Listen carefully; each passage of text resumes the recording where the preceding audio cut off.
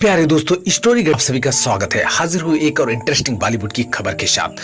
दोस्तों, बॉलीवुड की love stories यानी हीरो और हीरोइन, एक्टर एक्ट्रेस की लव स्टोरीज के बारे में आप बहुत लोगों के बारे में सुना होगा, लेकिन नाना पाटेकर के लव स्टोरी के बारे में आप बिल्कुल भी हो सकता है ना जानते हो। आइए इंटरेस्टिंग खबर में आपको बताते हैं नाना पाटेकर और मनीषा कोइराला की अधूरी लव स्टोरी के बारे में, जब एक एक्ट्रेस के धोखे से टूट गई थी इन एक्टर और एक्ट्रेस की लव स्टोरी। यहाँ हम आपको दिग्गज स्टार नाना पाटेकर और मनीषा कोइराला की अधूरी लव स्टोरी के बारे में बताने जा रहे हैं। इसलिए आपसे गुजारिश है कि चैनल पे नए हो तो चैनल को सब्सक्राइब करें। आपको इंटरेस्टिंग बॉलीवुड की खबर ऐसे ही सुनने को मिलती रहती है। तो दोस्तों, आइए शुरू करते हैं। दोस्तों, बॉलीवुड के दिग्गज एक्टर नाना पाटेकर और उनकी दमदार एक्टिंग और इंप्रेसिव डायलॉग डिलीवरी के लिए जाना जाता है। जहां उनकी प्रोफेशनल लाइफ शानदार रही, वहीं पर्सनल लाइफ काफी उतार चढ़ाव भरी रही। एक्टर ने 90s के दशक में खूबसूरत एक्ट्रेस मनीषा कोइराला को डेट किया था। हालांकि उनकी लव स्टोरी का अंत बेहद दुखद हुआ। आइए उन्हीं के बारे में जानते हैं। फिल्म अग्निसाक्षी के दौरान हुआ था मनीषा और नाना पाटेकर को प्यार। साल 1996 मनीषा और नाना की फिल्म अग्निसाक्षी के लिए कास्ट किया गया था। तब तक दोनों इंडस्ट्री में अपनी पहचान बना चुके थे। हालांकि यह बात है कि उस समय मनीषा अभिनेता विवेक मुस्रान के साथ अपने पिछले रिश्ते से मुश्किल से बाहर निकली थी। भावनात्मक रूप से कमजोर थी, इसलिए फिल्म की शूटिंग के दौरान उन्हें नाना के दमदार व्यक्तित्व से प्यार हो गया। वहीं नाना भी उनकी खूबसूरती पर फिदा हो गए। इस तरह दोनों एक दूसरे को सीक्रेटली डेट करने लगे थे।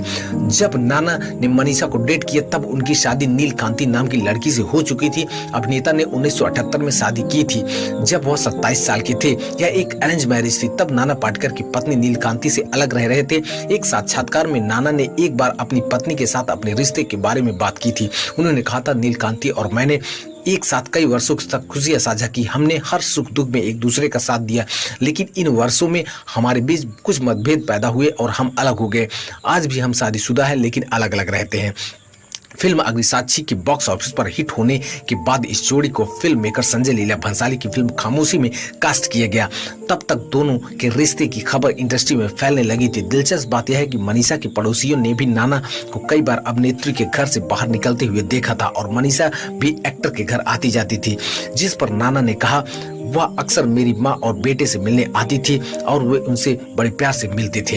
हालांकि जैसे जैसे दोनों अपने रिश्ते में आगे बढ़ रहे थे, वैसे वैसे नाना मनीषा को लेकर बहुत पॉजिटिव हो रहे थे, जो उनके कपड़ों से लेकर को स्टार्स तक के साथ इंटीमेट सीन को लेकर काफी रोक टोक करने लगे थे।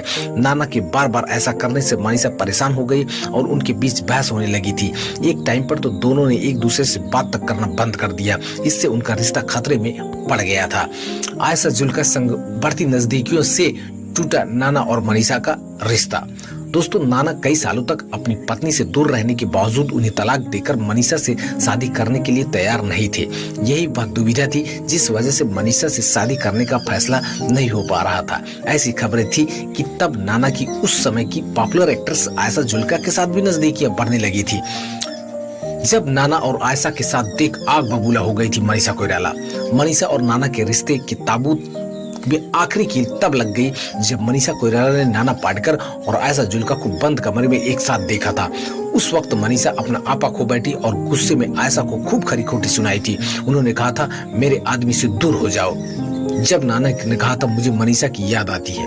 इस घटना के बाद मनीषा ने नाना से रिश्ता तोड़ दिया। इसके बाद एक्ट्रेस को लगा कि वह फिर कभी किसी से प्यार में नहीं पड़ेगी। हालांकि नाना के लिए चीजें थोड़ी अलग थी, क्योंकि भले ही मनीषा से ब्रेकअप के शुरुआती दौर में वह थोड़े निराश थे, लेकिन फिर भी उन्होंने आयशा संग रिश्ता जारी रखा था।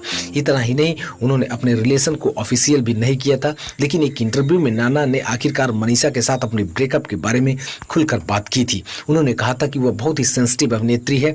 वह कस्तूरी हिरन की तरह है। उन्हें यह महसूस करने की जरूरत है कि उन्हें किसी के साथ एडजस्ट करने की जरूरत नहीं है। उनके पास जो है वह पर्याप्त से ज्यादा है। जब मैं देखता हूं कि वह अपने साथ क्या कर रही है तो मैं मुश्किल से अपने आंसू रोक पाता हूं। शायद आज मेरे पास उनके बारे में कहने को कुछ नहीं है। ब्रेकअप एक बहुत ही कठिन स्थिति होती है। इस दर्द को जानने के लिए आपको इसका अनुभव करना होगा। मैं उस दर्द को बयान नहीं कर सकता जिससे मैं गुजरा हूं। कृपया इस पर बात ना करें। मुझे मनीषा की याद आती है, ये इंटरव्यू में नाना ने कहा था। नाना से ब्रेकअप के बाद मनीषा ने नेपाली बिजनेसमैन से रचाई शादी। नाना पाटेकर से ब्रेकअप के बाद मनीषा ने मूव ऑन करते हुए कुछ लोगों को डेट किया था, हालांकि किसी से भी उनका रिश्ता ज्यादा समय तक नहीं रहा। इसके बाद उन्होंने आखिरकार साल 2010 में नेपाली बिजनेसमैन सम्राट दाहाल संग शादी रचाई थी। दुर्भाग्य से शादी के 2 साल बाद ही उनका तलाक हो गया था। दोस्तों, नाना पाटेकर भी अपनी पहली पत्नी के पास वापस चले गए। वहीं जब नाना पाटेकर के पहले बेटे की डेथ हो गई तो वह पूरी तरह टूट गए थे। तब वह अपनी पत्नी के पास वापस चले गए, जिन्होंने इतना सब कुछ हो जाने के बाद भी खुली बाहों से उनका स्वागत किया था। आज तक अभिनेता अपनी पत्नी और दूसरे बेटे मल्हार पाटेकर के साथ ही रहते हैं। फिलहाल मनीषा कोइराला के साथ नाना पाटेकर की दुखद लव स्टोरी के बारे में आप क्या सोचते हैं, कमेंट बॉक्स में जरूर बताएं। दोस्तों, कहानी अच्छी लगी हो तो चैनल को सब्सक्राइब करें, अदर प्लेटफॉर्म पे देख रहे हो तो हमें वहां फॉलो करें। मिलते हैं अगली वीडियो में, तब तक के लिए धन्यवाद।